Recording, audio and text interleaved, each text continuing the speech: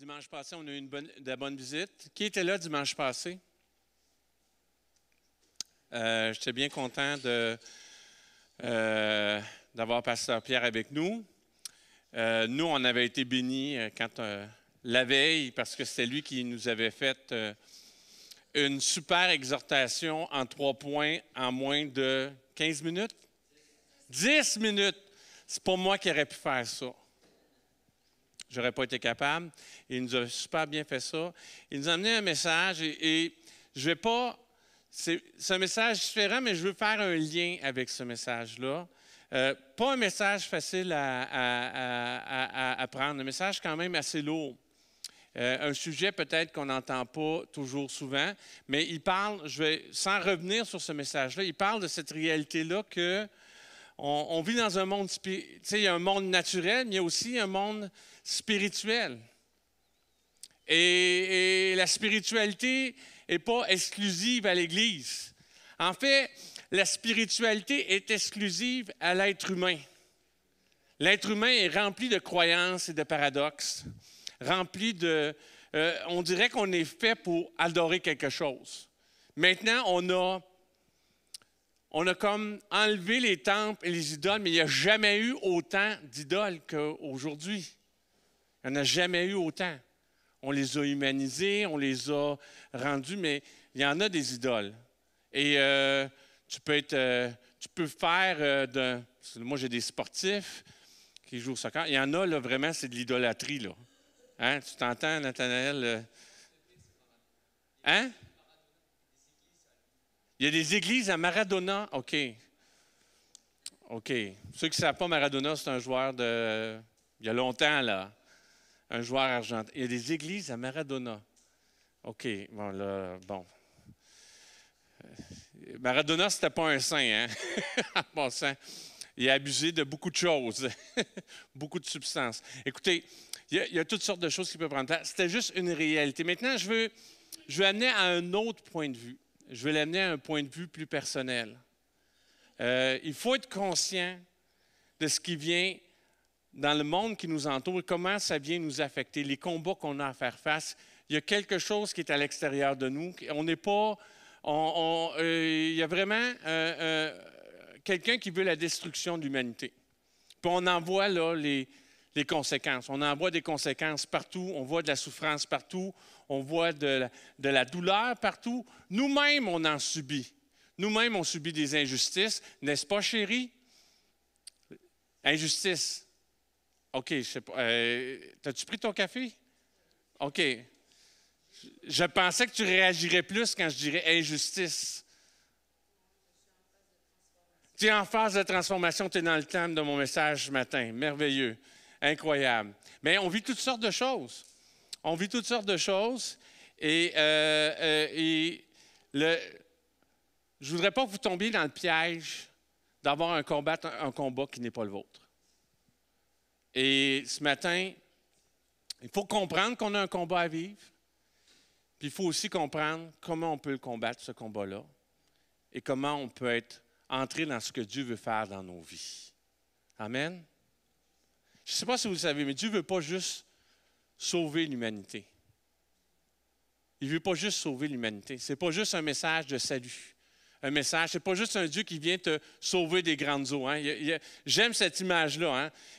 C'est comme une bouée, tu es en train de te noyer, tu cries, d'où me viendra? Et Dieu vient te sauver des grandes eaux. Ça, c'est juste le point de départ. Dieu ne veut pas juste nous sauver des grandes eaux, il veut nous transformer de façon profonde. C'est un Dieu de changement. Et on voit que l'Esprit de Dieu agit dans quelqu'un parce que, il y a cette analogie-là qui est faite dans les Écritures. On juge quelqu'un à son fruit. Il y a quelque chose qui sort. Quand Dieu agit dans ta vie, il y a quelque chose qui sort. Il y a une transformation. Il y a un fruit. C'est bon. Une bonne mangue, hein, ça sent bon. C'est sucré. Là, c'est le temps des cerises. Des belles grosses cerises rouges et sucrées, là. Moi, je pourrais en manger tout le temps. Ma fille, là, c'est les framboises. Les framboises. Hein? Non, les fraises, c'est toute l'année maintenant. Ils ont des variétés de fraises. Mais là, vraiment, c'est de la framboise. Maïs. Oh, on commence à en avoir des bons, là. Il y a quelque chose, hein? Quand on goûte un fruit, quelque chose de sucré, il y a un plaisir qui est là. Et c'est l'analogie qui est écrite dans la Bible. On va juger un homme ou sa relation avec Dieu, il y a des fruits qui vont sortir. Quelque chose de bon. Et ces choses-là de bonnes ne peuvent juste se passer que par un changement profond en nous. Et c'est mon désir que vous puissiez goûter à ce changement-là. Il n'y a pas de PowerPoint ce matin, c'est vraiment unplug. Le titre de mon message, c'est « Changer vraiment ». Changer vraiment. Là, je vais avoir mes enfants qui m'ont roulé des yeux parce que je vais me servir d'un point pour mon illustration. Puis là, ils sont tannés là, parce qu'ils trouvent qu'on exagère avec ça, puis qu'on est toujours en train de faire ces références-là, et je vais vous expliquer un peu le contexte. Mais nous, il y a un épisode d'une série ordinaire, mais il y a vraiment un épisode de cette série-là qu'on réécoute, puis ça nous fait du bien de l'écouter. On a du plaisir à l'écouter, on cite la citation, puis les enfants sont plus capables. Et est-ce qu'il y en a qui connaissent les petits tannants? Ah! Hein? Il y en a en masse en bas, oui, mais il y a une émission de télévision à Radio-Canada qui s'appelle Les Petits Tannants. Et je vous avertis, c'est dangereux d'écouter cette émission-là parce que tu peux créer une dépendance à cette émission-là. Et puis, le principe est assez simple. Hein? On met des enfants d'âge entre 4 et 6, maximum 6 ans. Je pense que les plus vieux ont 6 ans. Entre 4 et 6 ans. On les met dans des circonstances. Il y a 3 enfants. Les parents sont là. Pendant une semaine, on les met dans des circonstances. On les filme. Et après ça, on demande aux parents qu'est-ce que l'enfant va faire. Est-ce qu'il va faire telle chose ou il va faire telle autre chose? Puis on les met dans différents scénarios. Et puis, je pense qu'ils perfectionnent leur affaire. Et le dernier de cette saison-ci, c'était vraiment le best. Je pense qu'ils ont gardé le meilleur trio pour la fin. Vraiment de best. Et souvent, l'enfant va avoir tendance, l'animateur va le mettre dans une circonstance où il va peut-être mentir, ou il va le mettre dans une circonstance où il faut qu'il fasse quelque chose qui est désagréable à faire, où il se retrouve tout seul, sans supervision, puis il y a une récompense à avoir, puis il y a quelque chose d'impossible à faire, puis là, la tentation de tricher est forte. Très, très forte.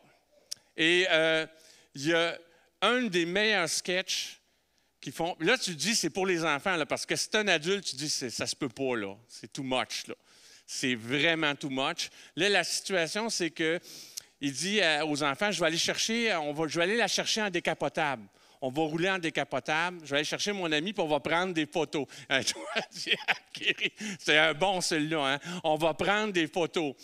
Puis que là, il va chercher un décapotable, puis là, après ça, il revient en panique devant les enfants, puis il dit « Oh non, elle s'est fait toute dépeigner, son maquillage, tu sais, elle est coulée, mais dis-y pas, là, parce que je ne peux pas prendre des photos, mais je ne veux pas qu'elle s'en rende compte. » Puis il incite les enfants à mentir. Il y avait 3 enfants, 2 garçons de 5 ans. Les gars, ils mentent, mais il y en a un qui ment plus ou moins bien, tu sais.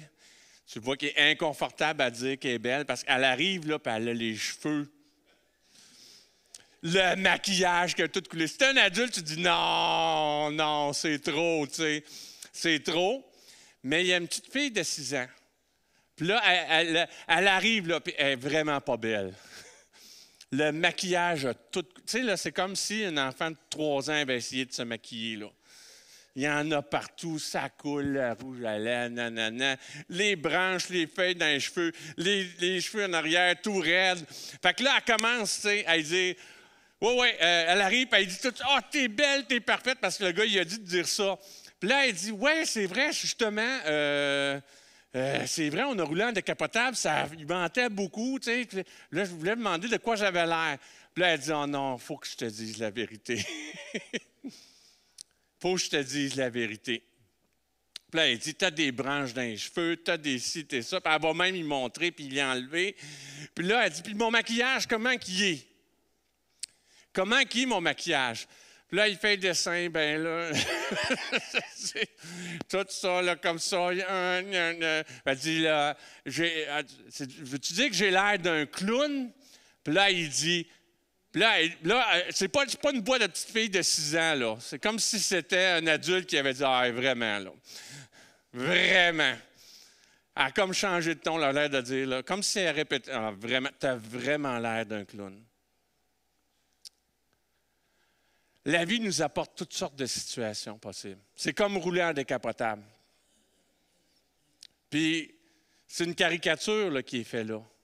Mais c'est facile d'être dépeigné, notre image est complètement déformée.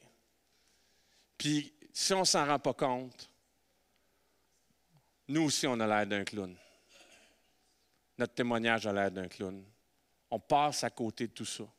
On passe à côté des nouveautés de vie. Il n'y a rien qui paraît dans notre apparence. On tombe dans ce piège-là. Or,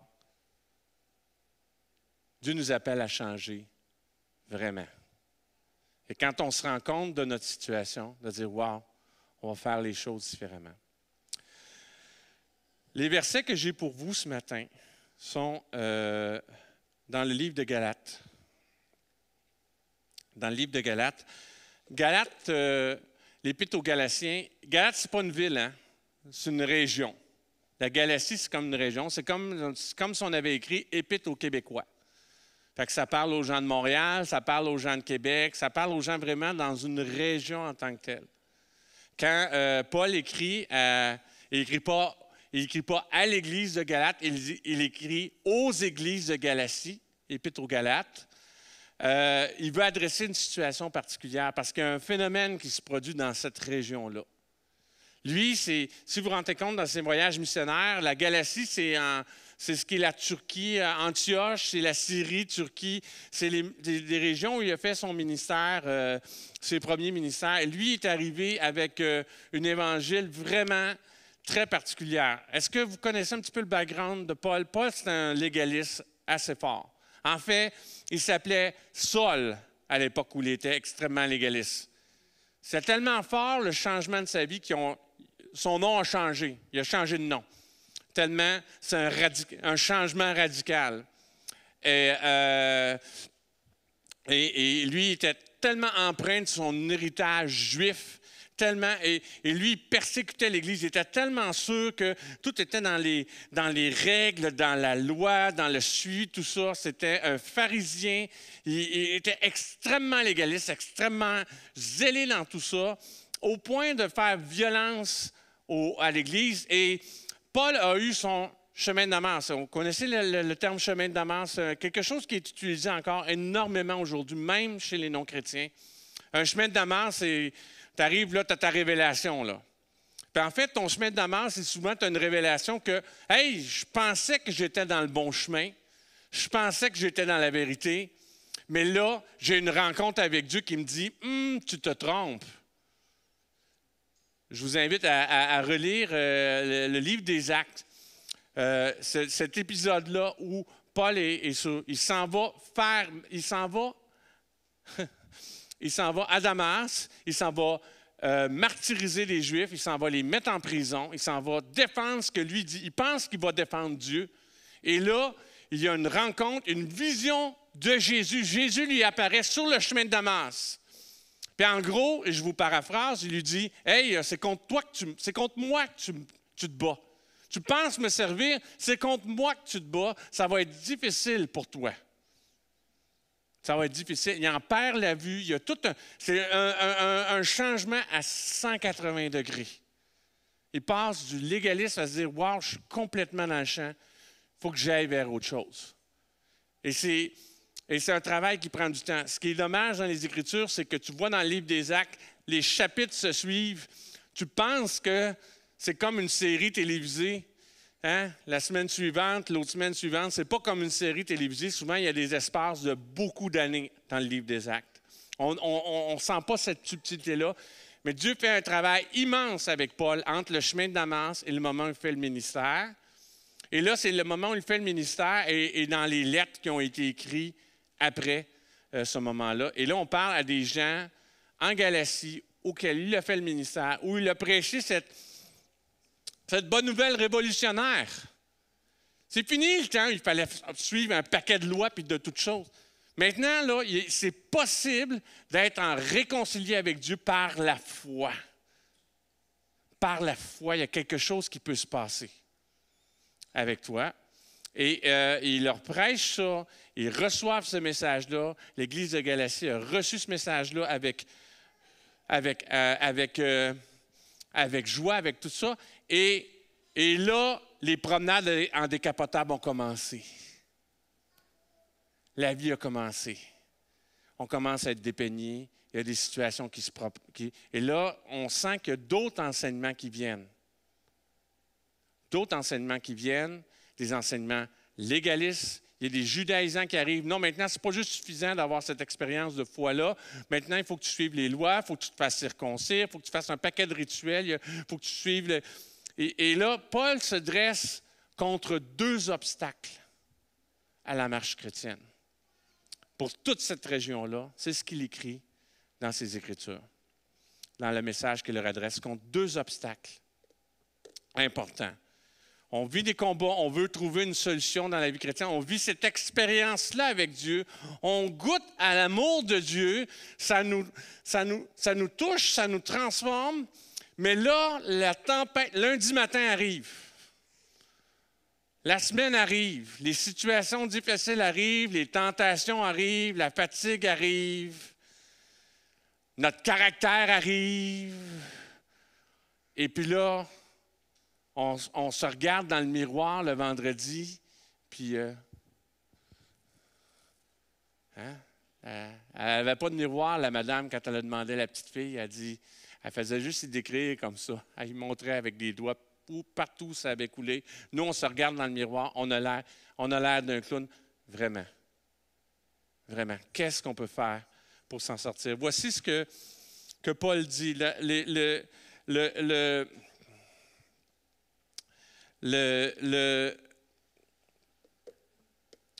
vais vous lire dans l'Épître aux Galatiens, le 5e chapitre, mais juste avant, pour vous donner un petit peu encore un contexte, la liberté de la grâce n'a rien à voir avec une longue liste de points à suivre, une longue liste de lois. Elle n'a rien aussi à voir avec l'anarchie ou la licence. On peut faire n'importe quoi. La foi en Christ est une foi qui agit par amour et accomplit ainsi la loi de Jésus-Christ. Ce n'est pas quelque chose d'extérieur qui vient s'imposer. Ce n'est pas un fardeau extérieur qui vient s'imposer dans ta vie. Ce n'est pas non plus une malédiction qui est enlevée de toi, puis là, tu peux courir dans toutes les directions. C'est par l'œuvre de Dieu, par l'Esprit de Dieu en toi, c'est une force qui t'amène intérieure, qui t'amène ailleurs, qui change vraiment. Vraiment. C'est ce que je veux vous proclamer un peu ce matin. Premier verset que je vous lis, et j'ai 3 versets dans Galates. Je vais les lire et je vais les interpréter verset par verset. Galates 5e chapitre. Je vais lire du verset 13 à 16. Merveilleux passage. Je le lis dans la version Louis II, la standard, celle qui est connue par la majorité d'entre nous. Verset 13. Frères, vous avez été appelés à la liberté. C'est quelque chose de particulier, hein? Est-ce qu'on saisit qu'il y a une liberté? On est libéré pour être bon. On est libéré pour être meilleur. On n'a pas à subir tout notre passé. On n'a pas à répéter les mêmes erreurs. On est appelé à la liberté. Alors, je continue. Frères, vous avez été appelés à la liberté. Seulement, Ne faites pas de cette liberté un prétexte pour vivre selon la chair, mais rendez-vous par la charité, serviteurs les uns des autres. La chair va revenir ce matin. Ce n'est pas un passage qu'on aime. On n'aime pas ça, entendre la chair. Je pense que c'est tellement un terme qui a été un peu galvaudé. On s'en servait aussi pour pointer du doigt. En réalité, quand tu pointes du doigt comme ça, bien, il y en a 3 ici qui pointent vers toi. Tu es un peu dans le trouble. Est-ce qu'il y a des personnes charnelles ici? Moi, je peux lever la main. Bon. Mathias, c'était pas sûr, tu sais. Non, je suis dans le club. Je peux lever la main. Ça m'arrive-tu de pogner les nerfs? De m'énerver? De voir rouge? Oui, mon épouse. Ça nous arrive. On peut être charnel. La chair, c'est tout le côté qui est à l'intérieur de nous qui est séparé de Dieu, qui ne va pas dans le sens de Dieu. Alors, on vit cette liberté-là. Dieu a pris les fardeaux de notre péché, il nous a libérés de tout ça, mais ce n'est pas une excuse pour faire n'importe quoi, vivre n'importe comment.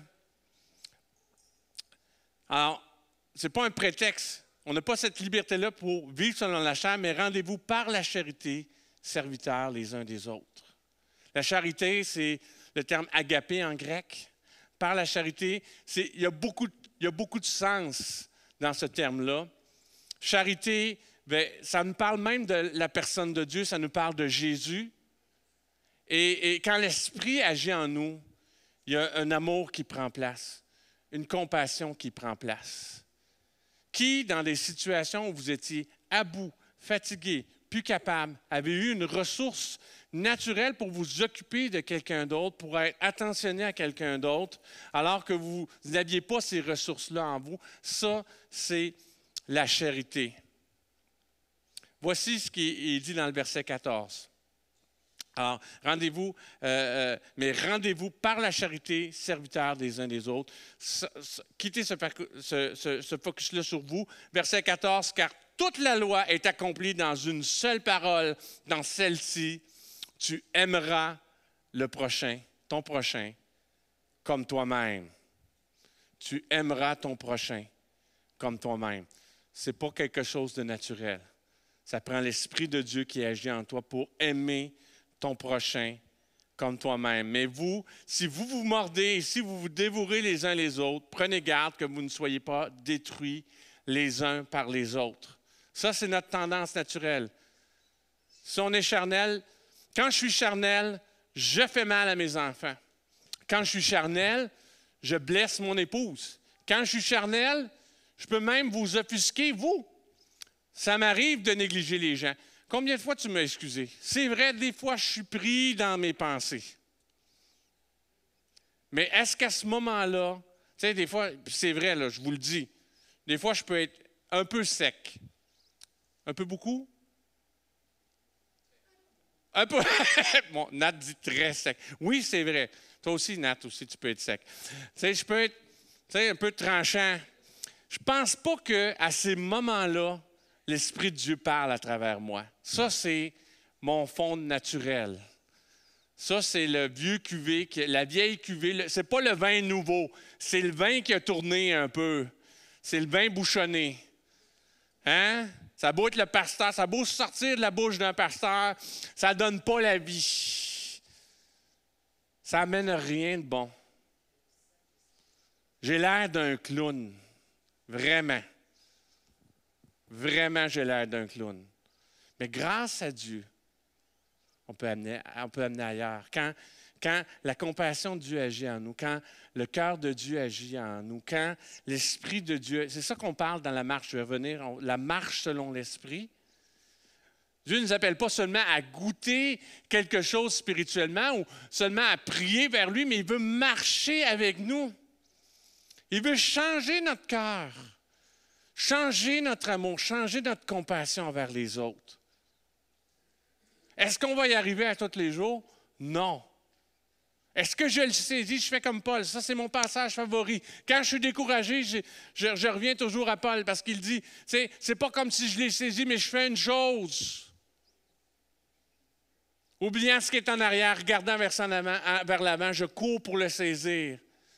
Je fais le plein de l'Esprit de Dieu dans ma vie et je veux marcher différemment. Je veux changer vraiment. Sinon, on se fait mal. Sinon, on se détruit. Sinon, on se déçoit. Sinon, on passe à côté des choses. On le fait à l'Église, on le fait avec notre famille, on le fait avec les gens au travail, on le fait dans nos relations les plus importantes, on le fait dans nos relations de couple. On se fait mal si on marche selon la chair. Mais si par l'Esprit, on est amené à être autre, il y a quelque chose qui se passe. Parce que voici le verset 16, vous me voyez venir. Mais je vous dis, marchez selon l'Esprit et vous n'accomplirez pas les désirs de la chair. Marchez selon l'Esprit. Marchez selon l'Esprit. Et j'aimerais dire que j'aimerais avoir que ça soit comme un vaccin. Allez, je vais vous vacciner du Saint-Esprit ce matin. Hein? On va s'aligner. Je vais vous imposer les mains avec l'onction. Tu vas être vacciné du Saint-Esprit. Ah ouais, c'est parti. Tu es immunisé. Tu vas marcher 100%. Mais c'est comme une voiture. Si tu ne fais pas le plein, elle ne démarrera pas. Claude fait « Non, non. Non, non. Si tu ne fais pas ton changement d'huile, le moteur va figer. » Il y a quelque chose où on est invité à ce que Dieu prenne place avec nous. Si tu ne laisses pas le chaise du conducteur, si tu ne dis pas « Conduis-moi, Seigneur. Parle-moi, Seigneur. » Renouvelle ma pensée, renouvelle mon intelligence, remplis-moi de ton amour. C'est ça, marcher. Ça s'applique au quotidien. Puis on en a besoin au quotidien. Le problème, c'est qu'on roule en décapotable, ils vantent, les tempêtes arrivent, le téléphone sonne, la facture arrive, il y a ce problème-là, il y a, je dirais, nous, l'inondation dans le sous-sol, le drain à changer, le ménage à faire. Ouais. On a besoin de commencer par le Saint-Esprit, hein? On n'y arrivera pas. On n'y arrivera pas. Puis, je pense que c'est pour ça que la Bible nous dit de prier sans cesse. Prier sans cesse. Prier sans cesse. Si on ne prie pas, on a l'air de... Vraiment, on a vraiment l'air d'un clown. On passe à côté, on est une farce. Une farce. Voici ce qui se passe. Et là, tu dis, « Hey, est-ce que je marche selon l'Esprit? » Et c'est paradoxal parce que Paul écrit à toute cette région-là, puis c'est les deux extrêmes. J'ai eu une superbe conversation. Je vous ai dit comment ça a été bénissant, notre renouvellement de vœux. J'ai eu une superbe conversation. C'est dommage parce que elle aurait dû être là. J'aurais dû l'inviter, mais ce n'est pas grave. Elle va pouvoir être là avec nous. Elle nous parlait de ces choses et elle est prise sous le joug du légalisme. Et le joug de la licence, la liberté et du légalisme, c'est pareil. Ça amène les mêmes fruits. L'hypocrisie, toutes sortes de désordres. Il n'y a pas plus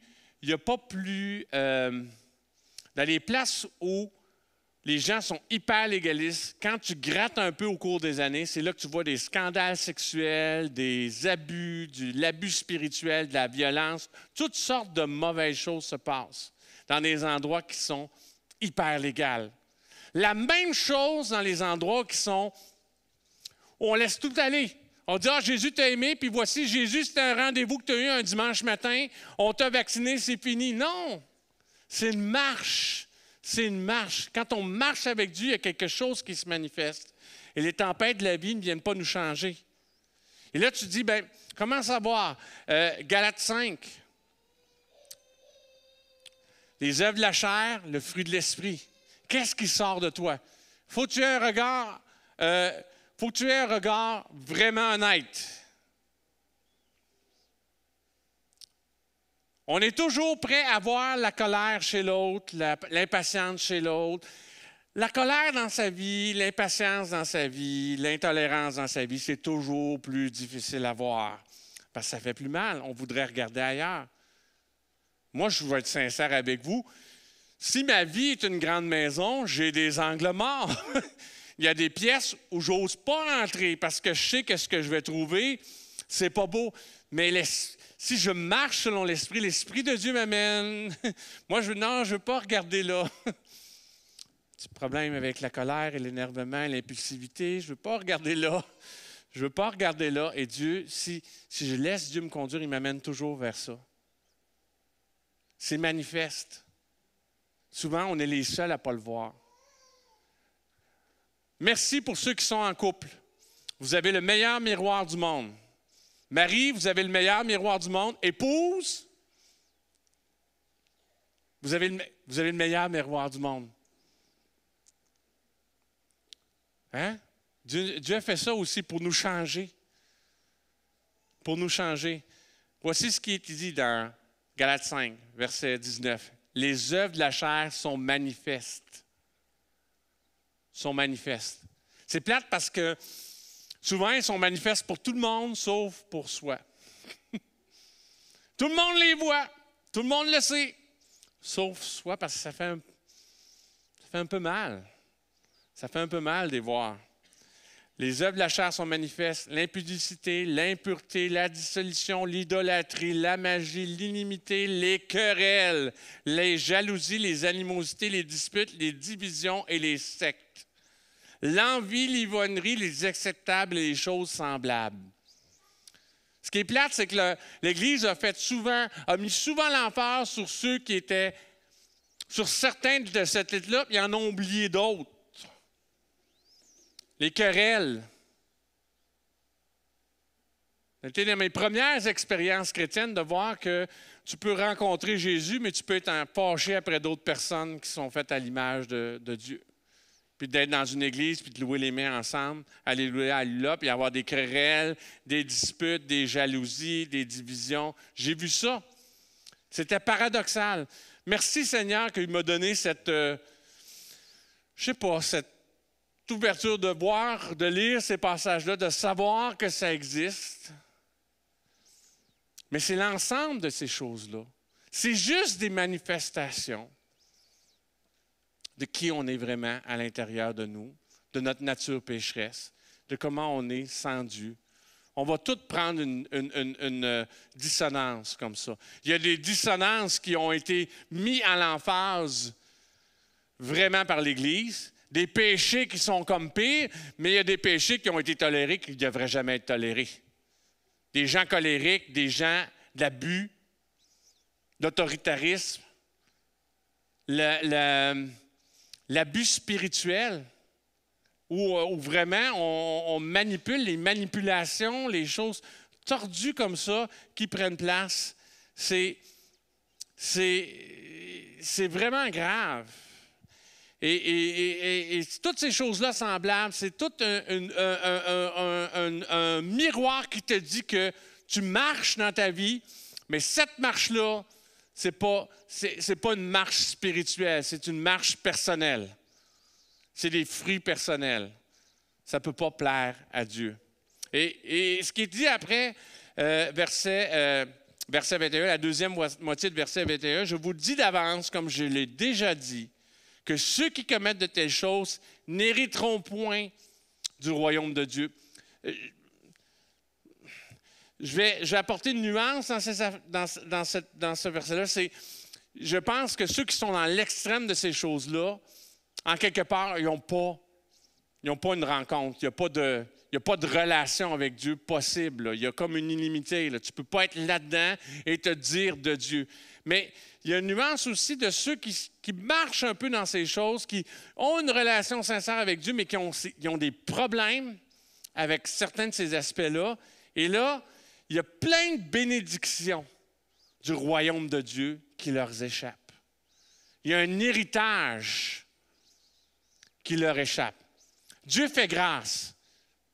Dieu, si nous, on n'est pas toujours fidèles, lui demeure fidèle. Et tous ceux qui se tournent vers lui, tous ceux qui mettent leur espérance en lui ne sont pas déçus. Mais des fois, quand on se confronte, quand on se conforte, quand on ne confronte pas, ces fruits-là de mort, quand on se conforte là-dedans, on passe à côté de bénédiction. Il y a des choses qu'on n'hérite pas. Voici ce qui est dit tout de suite après, versets 22 jusqu'à 25. Mais le fruit de l'esprit, c'est l'amour, la joie, la paix, la patience, la bonté, la bénignité, la fidélité, la douceur, la tempérance. La loi n'est pas contre ces choses. Contre ces choses.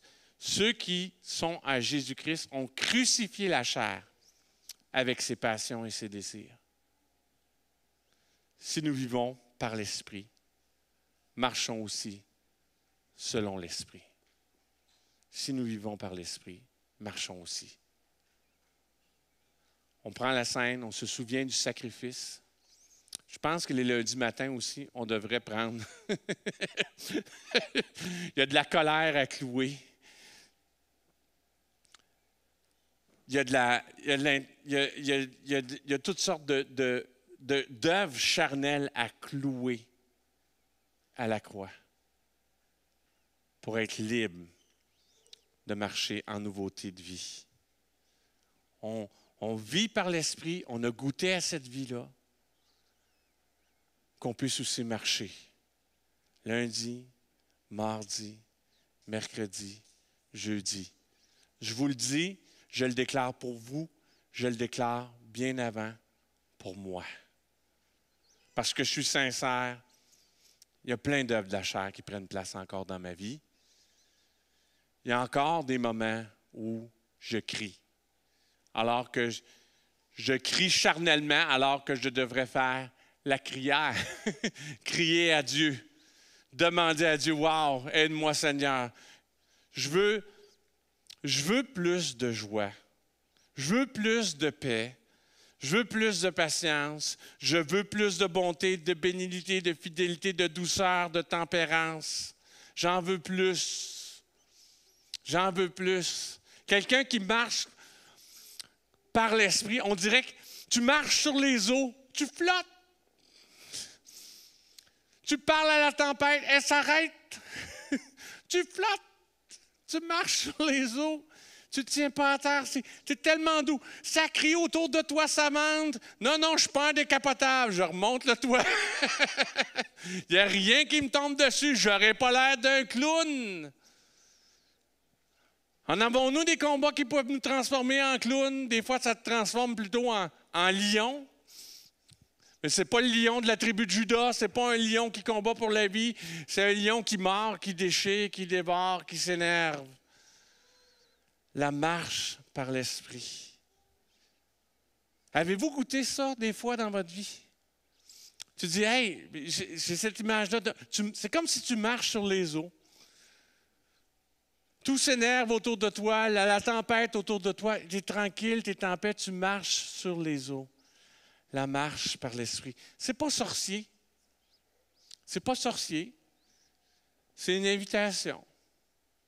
C'est une invitation. Tu dis, regarde, voici le sentier de ma vie aujourd'hui. J'ai besoin que tu marches avec moi, Seigneur. Parle-moi. Remplis-moi de ton amour. J'accepte qu'il y a des facettes de ma vie qui ont besoin de changer. Ça, c'est la première chose. J'accepte ça. Je suis prêt à changer. Il n'y a pas d'âge pour changer. Il n'y a pas d'âge. Samuel, il était enfant. Dieu lui réveillait dans la nuit pour le changer. Moïse, on aurait dit que son ministère était raté. Dieu l'avait appelé à 40 ans. Ça faisait 40 ans qu'il était dans le désert, le buisson ardent à 80 ans. Il n'y a pas d'âge pour entendre la voix de Dieu. Il n'y a pas d'âge pour marcher par l'Esprit. Tu peux être une jeune fille, une jeune joueuse de football qui s'en va aux Jeux du Québec. Elle ne sait pas que je parle d'elle. Oh, elle me regarde. Puis tu peux marcher par l'Esprit aux Jeux du Québec, puis pousser le ballon dans le fond du but avec l'aide de Dieu. Tu peux être Tu peux dire, hey, je suis âgé, j'ai tant vécu, j'ai vu. Puis Dieu peut amener des choses nouvelles, des changements nouveaux, puis dire, wow, toute cette facette-là, je ne pensais pas que tu pouvais me changer comme ça. Moi, je voudrais que les 20 prochaines années, Marie dise, moi, mon mari a encore plus changé. Amen. J'ai changé. Il y a encore du travail à faire, hein? Amen. Alors, vous remarquez qu'elle dit Amen quand j'ai dit j'ai changé. Puis il y a encore du travail à faire. Elle dit Amen, Amen, Amen. Amen-en. Moi aussi, je veux changer. C'est ce que je trouve fantastique dans le christianisme. On a toujours un nouveau départ. C'est ça l'Esprit de Dieu. Il y a des choses, je pense, que Dieu voulait faire dans ma vie il y a 20 ans de ça, mais je n'étais pas prêt. Mon cœur n'avait pas été travaillé encore assez. Mais aujourd'hui, maintenant, l'Esprit de Dieu peut m'amener dans une nouvelle dimension d'amour. Et quand tu es animé de cet amour-là, tu te rends compte que toutes sortes de choses changent dans ta vie. Toutes sortes de priorités puis de situations changent dans ta vie. Tu ne marches plus de la même façon, ton chemin n'est plus de la même façon, tu n'es plus conduit de la même façon, tu es conduit par l'Esprit de Dieu. Ça, c'est une réalité, c'est une promesse pour chacun d'entre nous, aujourd'hui, ici, maintenant. Dieu veut marcher avec toi, il veut te changer. Il est tanné que tu as l'air d'un clown. Il veut te montrer, regarde. Et puis des fois, il commence par te dire, « Hey, tu penses que tu es beau. » Bon, on s'entend, dans le sketch, l'actrice, elle savait qu'elle avait l'air d'un clown, hein? Mais des fois, nous, on ne le sait pas. Des fois, toute notre vie, on ne l'a jamais su de toute notre vie, que cet aspect-là, de ce côté-là, Dieu avait besoin de le changer. Dieu avait besoin de le changer. On est juste des humains. On est juste des humains. Mais quand on marche par l'Esprit, il y a des choses qui changent. Quand on marche par l'Esprit, il y a des choses qui sont crucifiées. Il y a des choses qui changent. Puis, les aspects de ta vie d'hier qui ont été transformés, ce n'est pas suffisant. Tu as un souffle de vie ici aujourd'hui, peu importe ton histoire, peu importe tout ce que tu as vécu, Dieu veut encore te changer aujourd'hui. Il veut encore t'amener. Il veut te rendre plus doux, plus patient, plus aimant, plus sage. Pour les gens autour de toi, pour les gens que tu aimes, pour ta famille, tes enfants, les gens proches, pour les gens que tu côtoies au travail, dans toutes sortes de circonstances, pour les gens qui ont besoin de voir Dieu. Ce monde ne veut pas entendre parler de Dieu. Hein, vous savez? Le fameux, c'est une citation célèbre, on ne veut pas le savoir. On dit en québécois, on veut le voir. On est des weareux, on veut le voir. On veut le voir dans ta vie, on veut le voir dans ton cœur, on veut le voir dans tes attitudes, on veut l'entendre dans le son de ta voix, on veut l'entendre dans ta patience, dans tes choix. On veut le voir, on veut le sentir. On veut que ça soit comme une clim qui nous refroidisse quand il fait trop chaud. Ce monde brûle, a besoin de vivre, a besoin de goûter à des gens qui aiment d'une façon surnaturelle. Et ça peut juste se passer quand on marche. Quand on marche. Alors,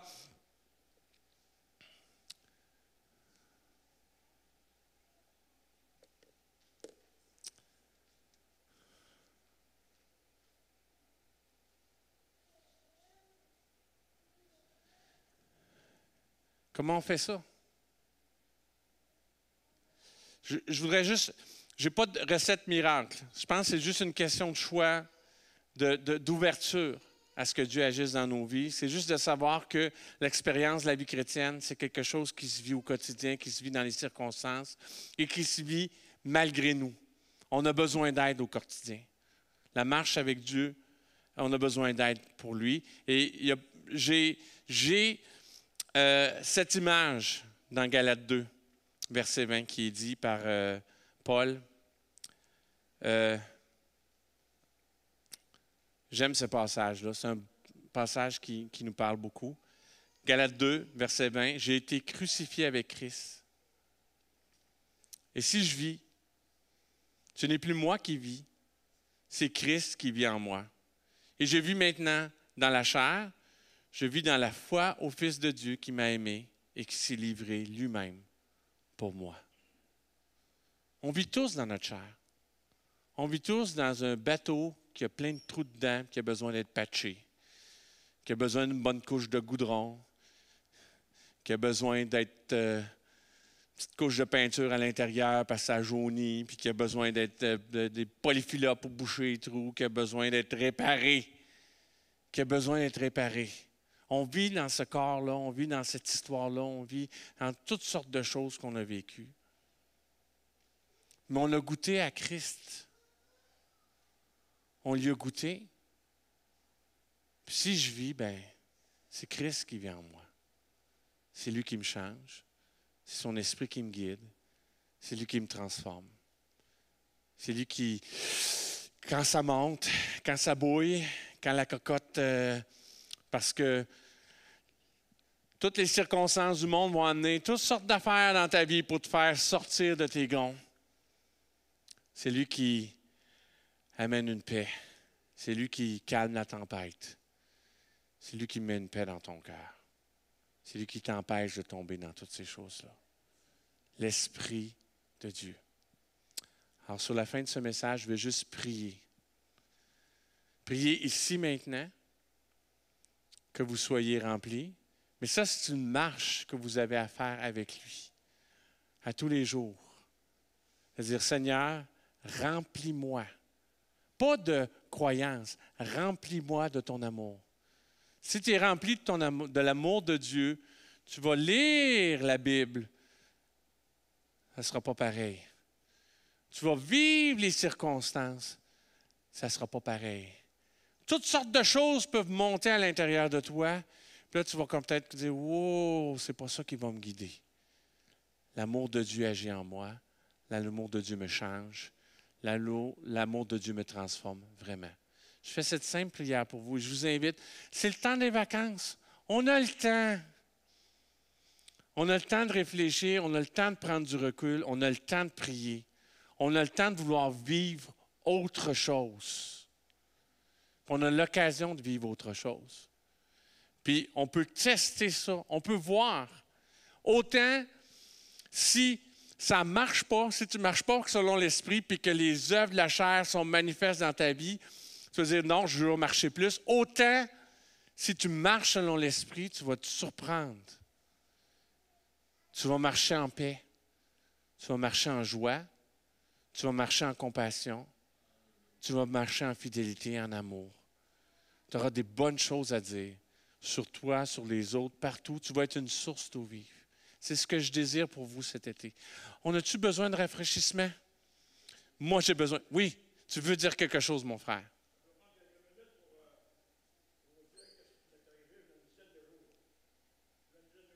Attends, est-ce qu'on peut avoir un micro pour lui? Non, non, mais c'est parce que comme c'est enregistré. Toi, nous, on va t'entendre ici, mais on n'entendra pas. Tu peux venir. Est-ce que ça te dérange d'être ici en avant? Qu'on puisse te voir aussi à la caméra? OK, ça marche. Ah, je pense qu'ils t'ont capté, Il y a là. une dizaine de jours, j'ai rentré à l'hôpital d'urgence. Et en toute franchise, je pensais que ça y était, là. Ah. Je n'ai pas demandé d'aide à mourir, mais j'ai demandé à mourir. Et ils m'ont hospitalisé, j'ai été 4 jours. Et la plus belle phrase que j'ai entendue qui m'a boosté, c'est que la science médicale m'a dit « Monsieur Saint-Pierre, on ne peut rien faire pour vous. » Voilà ce que je voulais entendre inconsciemment. Maintenant, le Seigneur peut tout pour moi. Amen. Il doit le faire. Et ce matin, je me suis vu avec cette petite chanson. Il est mort à la croix pour moi. Il est mort à la croix pour moi. Il a pris mon péché. Il m'a tout donné. Il est mort. Il Il est mort à la croix. Pour moi. Hey, on a un ténor dans l'assemblée. C'est ça, marcher selon l'Esprit. On entend toutes sortes de choses. On a un verdict sans appel, hein? On ne peut rien faire pour toi. Pourtant, M. Saint-Pierre, vous êtes là ici ce matin. Vous n'êtes pas resté là-bas où il ne pouvait rien faire pour vous. Dieu a fait autre chose. Lui, il pouvait faire quelque chose pour vous. Et lui, il a fait quelque chose pour vous parce que il veut vous changer, il veut changer les gens autour de vous. Il y a des gens à sauver, il y a des personnes par qui ils peuvent être bénis par votre belle voix d'or et par votre témoignage, par votre vie. C'est ça l'Évangile. C'est pas compliqué, hein? C'est simple. C'est des petites choses comme ça. Dieu nous parle d'une façon, tantôt d'une autre. Des fois, on n'entend pas. Mais si on demande, Esprit de Dieu, viens dans ma vie, lui explique toutes choses. Puis on peut être au milieu de la tempête, puis on ne craint rien. Amen. Je vais prier pour vous.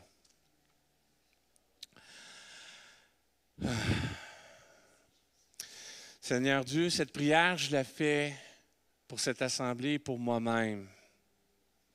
Je la fais simplement. Je la fais parce que dans toute l'Écriture dans la Bible qui nous parle de ton amour pour nous, je lis aussi que cet amour ne revient pas à toi sans avoir fait un travail, sans avoir porté du fruit.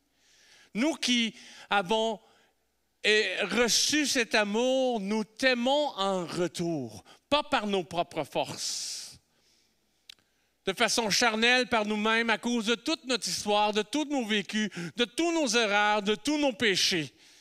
De toute la dureté de notre cœur, nous ne pouvons pas t'aimer en retour, mais par l'amour de Dieu en nous. Quand nous recevons cet amour, Seigneur Dieu, quand nous sommes remplis de cet amour et quand nous sommes conduits par cet amour, quand cet amour prend place et prend charge de nos vies, nous sommes changés, nous sommes transformés et nous changeons le monde autour de nous. Ce matin, je demande à ton Saint-Esprit de nous remplir de cet amour, de nous transformer ce matin, de nous changer et de nous conduire.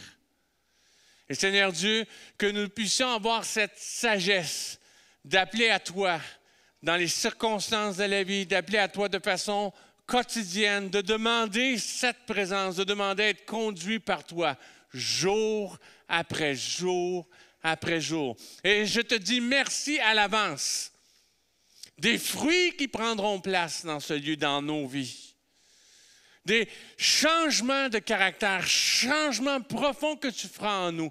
Et même nouvelles croyances, nouveaux raisonnements que tu amèneras en nous par l'œuvre de ton Saint-Esprit, par ton amour. Merci Seigneur. Agis et merci à l'avance de tout ce que tu feras. Au nom de Jésus, j'ai prié. Amen et amen. Soyez bénis, passez une bonne semaine. Que Dieu vous remplisse, que vous soyez changés vraiment. Et c'est fini les clowns. On n'en veut plus.